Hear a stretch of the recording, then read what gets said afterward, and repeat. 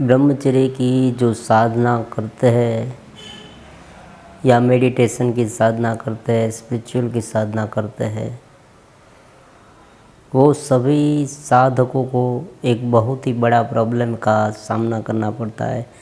अक्सर युवाओं भी कहते हैं कि हम ये साधना ठीक तरह से नहीं कर पाते।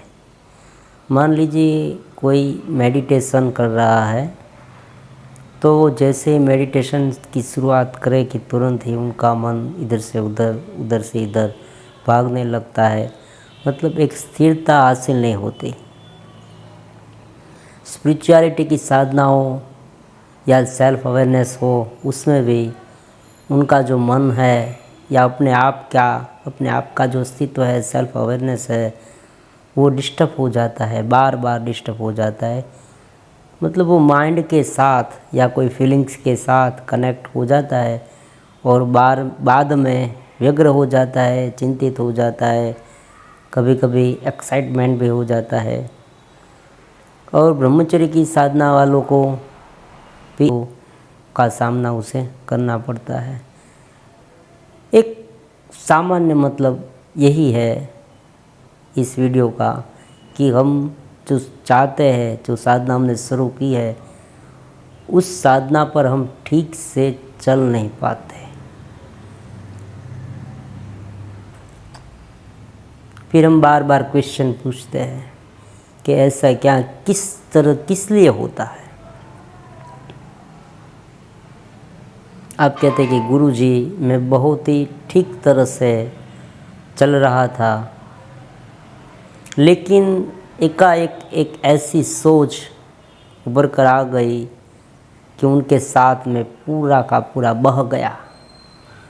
मतलब एक सोच, एक ख्याल मेरे मन में आया और जैसे ही मेरा कंट्रोल उन पर से उठा कि तुरंत ही मैं उस सोच के अनुरूप हो गया। मतलब ये जो सोच थी उनके बहाव में आ गया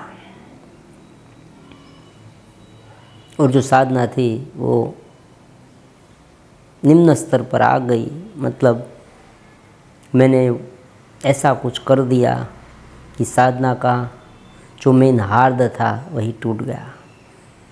फिर मैं मन में एक प्रकार की ग्लानि, एक प्रकार का असंतोष, मुझे हार मिली, मैं मेरी साधना में सफल न हुआ, इस प्रकार की जो ग्लानि है, इस प्रकार का जो अफसोस है, वो मुझे बहुत ही सताता है और मैं अब आगे साधना नहीं कर पाता। फिर से वही बात हो जाती है। थोड़ा सा आगे बढ़ता हूँ लेकिन ये साधना नहीं हो पाती। मेडिटेशन करता हूँ तो मन इधर उधर भागने लगता है, कभी कभी मन भटक जाता है। सेल्फ अवेयरनेस में रहने की कोशिश करता हूँ, वहाँ भी मेरी हालत यही है। तो सभी के लिए एक बात मैं आज कहने वाला हूँ। ज्ञान दो प्रकार के होते हैं, एक शाब्दिक ज्ञान है और एक अनुभवजनित ज्ञान है। जब तक आप साधना में लंबे समय तक टिकेंगे नहीं, तब तक साधना आपकी अपनी नहीं हो जाएगी। मतलब आप उनके अनुरूप नहीं हो जाएंगे। शुरू में क्या होता है कि सब कुछ एक समझ के आधारित है। आपने समझ लिया कि ये सब करना है मुझे, ये बहुत ही फ़ायदेमंद है, मुझे करना चाहिए, ये मुझे नहीं करना चाहिए, इनसे मुझे बहुत लाभ मिलने वाला है, ये सब आपने जाना। और बहुत सारे लोगों की बातें सुनकर, वीडियो सुन के या बहुत पढ़ के आपको ऐसा लगा कि हाँ ये मुझे करना चाहिए, और उनसे प्रोत्साहित होके, मोटिवेट होके आप ये करते भी हैं। फिर धीरे धीरे क्या होता है कि आपकी आदत इस तरह की नहीं है। ये मन के स्तर पर, तन के स्तर पर और बौद्धिक के स्तर पर भी लागू होता है। मन के स्तर पर किस तरह से? मन आपका अभी तक इस राह पर चलने के लिए पूरी तरह तैयार नहीं, तन के स्तर पर शरीर भी तैयार नहीं। आपकी जो पुरानी आदत है वो भी चालू ही है, वो अभी आपकी अचेतन माइंड में स्टोर है।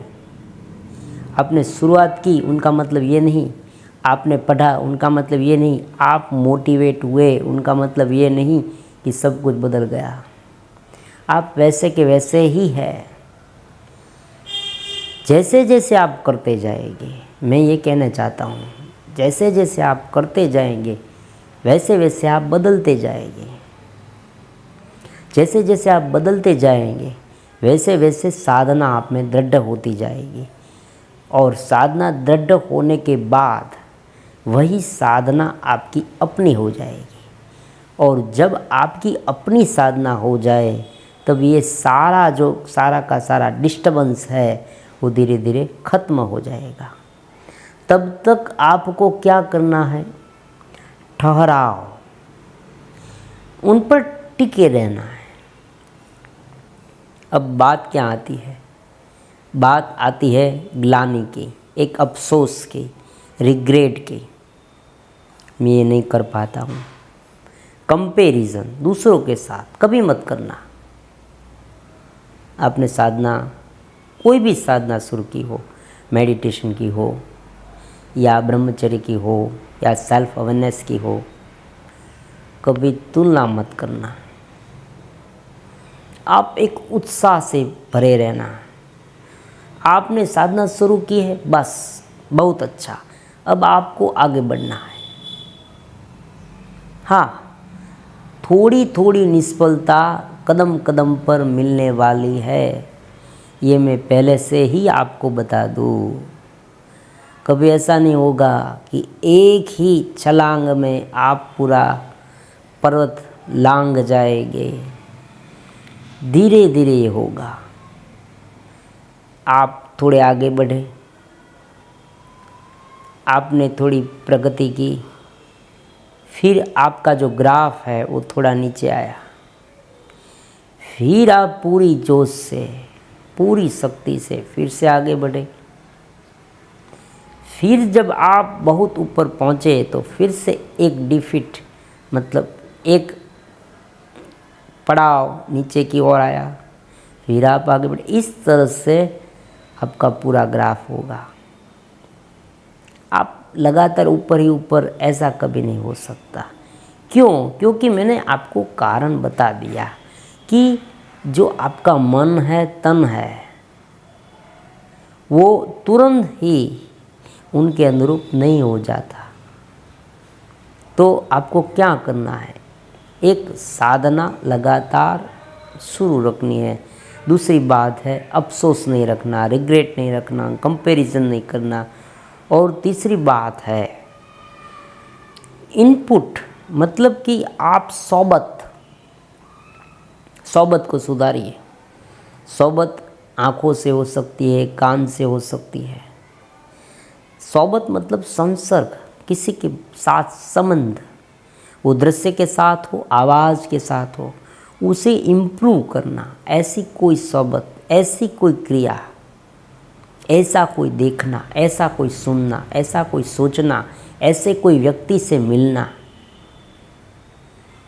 कि जो आपकी साधना में ऑब्स्टेकल के रूप में साबित हो, जो आपकी साधना में एक अवरोध बन के आए। ऐसे कोई भी लोग के साथ, ऐसे कोई दृश्य के साथ, ऐसी कोई आवाज़ के साथ, ऐसी कोई लेख, मतलब कोई वांचन, पढ़ाई, पढ़ना, सुनना, देखना, ऐसे व्यक्तियों के साथ संबंध, उठना बैठना कम करते जाए। तो बाहर से जो आपको उपसाने वाले, देखो यहाँ क्या होता है, मैं फिर से आपको बता दूँ। कोई भी संस्कार अनुकूल स्थितियों में जागृत होते हैं। आप स्थितियाँ सुधारें, बाहरी परिस्थितियों को भी सुधारना होगा। दोनों तरफ से साधना करनी होगी। भीतर से आप स्थिर रहने का प्रयास कीजिए, एक बात हुई। दूसरी बात, आप जो बाहरी स्थितियाँ है उसे भी थोड़ा सुधारने का। मतलब आप जिस बात में इन्वॉल्व होते हैं, मैं जानता हूँ कि बाहरी स्थितियाँ सब कुछ आपके वश में नहीं।